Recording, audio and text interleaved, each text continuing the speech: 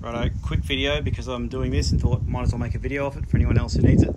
I think my alternator's stuffed. I've measured less than 12 volts on the battery while the car is running. So we're going to change the alternator. I've jacked it up, got it on a stand, about to take the wheels off because once we remove this, we should be able to access the alternator. These clips come out really nice with pincer pliers. Just got to sort of get I can't do it with one hand, but get the pliers behind there and just pull out without breaking the clip. All right, there she is, nice and easy to locate. I'm going to do a quick test of that terminal to make sure the alternator is actually faulty. But then it is that bolt and that bolt under there, but also the tensioner. And I believe, if we can focus that one up there, we just need to put a 14 mil nut, a 14 mil socket on that one. Oh, it's that one there. Fuck, which one is it? It's one of those. I'll work it out. And just give it some pressure towards this end and we'll be able to slide the belt off with our fingers. Yep, not cool. Not cool at all. Okay, this next bit would have been better done before jacking up the car. As you can see, I've got a stool there. I wanted to jack the car up first so I could get to the alternator to test it. But as you can see, I've just got a 14 mil socket attached to a nice long breaker bar up there. I'm going to move the breaker bar away from the alternator. That is going to relieve some pressure on the alternator belt, like so. Losing focus. Come on, focus. There we go. Push it away, and you'll see that pressure coming up. So I need two hands to do that, but that's what I'm going to do now. So off camera with two hands, that pulley is now off the alternator, which means I've just got to get to those two bolts and remove the alternator. I start with a 10 mil socket on the power cable there, and after that socket, after that power terminal, it's just this power clip behind it. It has a release on the top side of the alternator. A bit tight if it's dirty. I managed to get one hand on this side and one hand through there to give myself a bit of extra pull. Just about to start ratcheting that bottom screw with a 13 mil socket. Then I'm going to get that that one up there. And I've got this hose is in the way, but it's nice and flexible. Got a helper all of a sudden.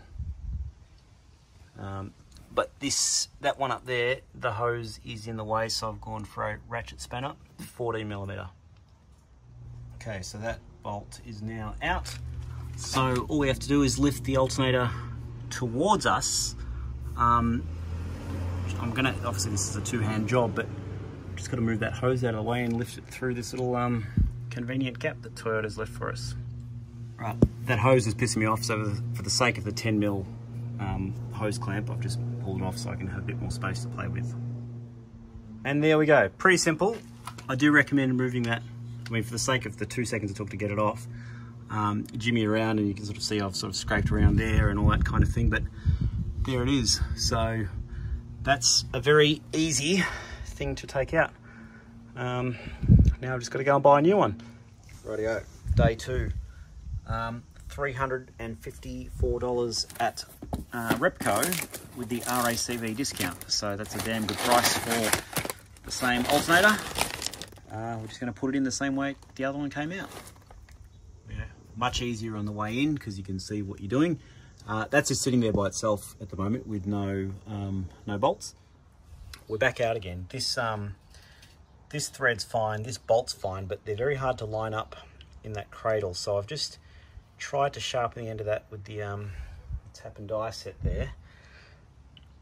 It is fine, but it's just hard to line it up when it's up in there. So after that, we're going to try again. We're going to try and do this one first, hoping that the play that one needs doesn't need it because it can be guided in without being threaded in first.